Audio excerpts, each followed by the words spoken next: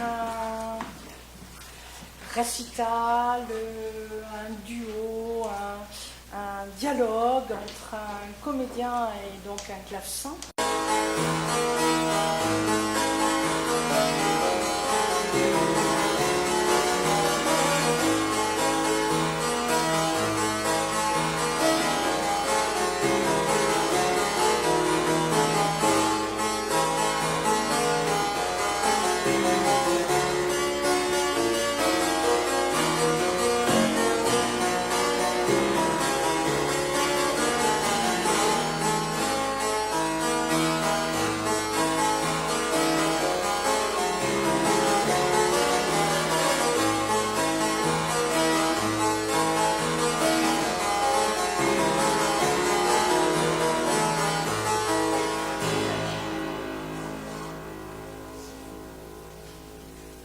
La modestie de quelques-uns des plus habiles maîtres de clavecin, qui, sans répugnance, m'ont fait l'honneur à différentes fois de venir me consulter sur la manière et le goût de toucher les pièces, me fait espérer que Paris, la province et les étrangers, qui tous les ont reçus favorablement, me sauront gré de leur donner une méthode sûre pour les bien exécuter.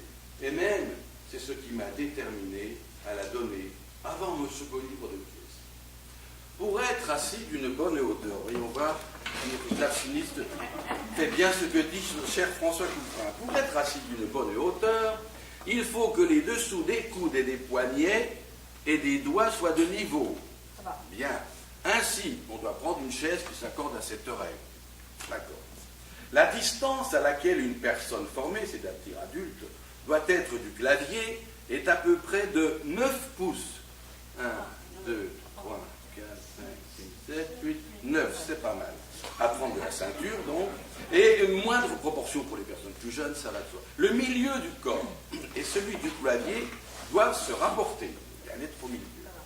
On doit tourner un tant soit peu le corps sur la droite, étant au clavecin, ne point avoir les genoux trop serrés, et tenir les pieds vis-à-vis l'un de l'autre, mais surtout le pied droit en dehors. Voilà, c'est pas mal.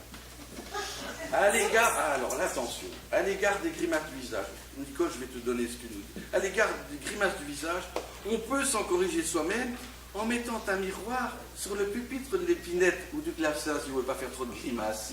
Voilà. Et c'est bien ce qu'il est dit après, regardez bien. Il est mieux et plus séant de ne point marquer la mesure de la tête, du corps, ni des pieds. Il faut avoir un air aisé à son clavecin, sans fixer trop la vue sur quelque objet, ni la voir trop vague. Enfin, regardez la compagnie, s'ils s'en trouvent une, et non pas être occupés par autre chose.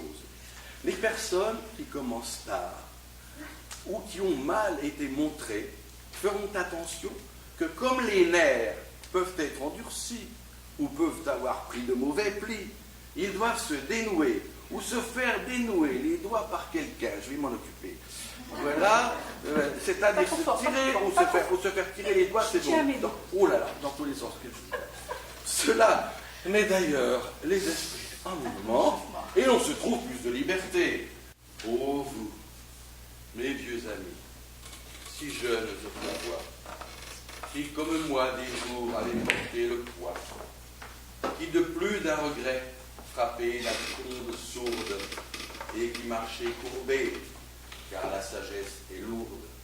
Les amis, qui de vous, qui de nous n'a souvent, quand le deuil à l'œil sec, au visage rêvant, cet ami sérieux qui blesse et qu'on révère, avait sur notre front posé sa main sévère, qui de nous n'a cherché le calme dans un chant, qui n'a, comme une sœur qui guérit en touchant, laissé la mélodie entrer dans sa pensée, et sans heurter les morts, la mémoire reversée, n'a retrouvé le rire et les pleurs à la fois, parmi les instruments, les flûtes et les voix. Qui de nous, quand sur lui quelque douleur s'écoule, ne s'est glissé, vibrant au souffle de la foule, dans le théâtre rempli de confuses rumeurs, comme un soupir parfois se perd dans des clameurs, qui n'a jeté son âme à ces âmes mêlées, dans l'orchestre où frissonnent une musique ailée, où la marche guerrière expire en chant d'amour, où la basse en pleurant apaise le tambour.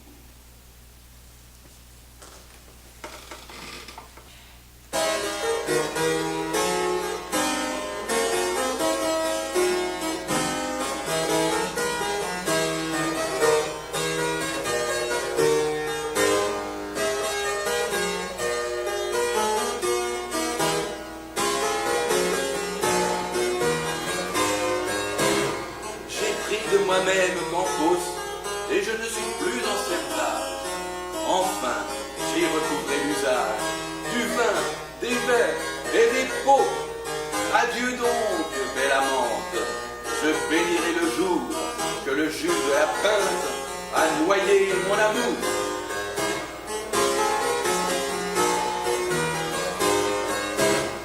J'ai l'usage de raison, je me ris de toutes ces belles, et je tiens l'amour par les ailes pour le plumer comme un oiseau. Adieu donc, belle amante, je bénirai le jour que le jus de la pinte a noyé mon amour.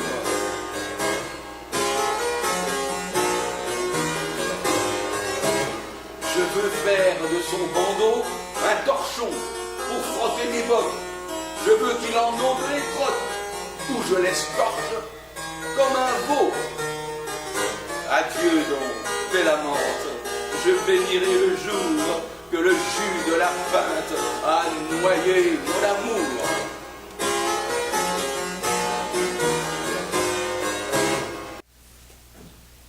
Toujours ce merveilleux Victor Hugo. Oh, la femme et l'amour, invention maudite. Il n'est de gens heureux que les hermaphrodites. Que nous dit-on que Dieu doit nous punir un jour? Le diable, c'est la femme, et l'enfer, c'est l'amour. Ouvrage, être jaloux, surveiller une belle, les pieds, et toujours laisser pendre sur elle l'heure où l'on ne vient pas, mais où l'on peut venir.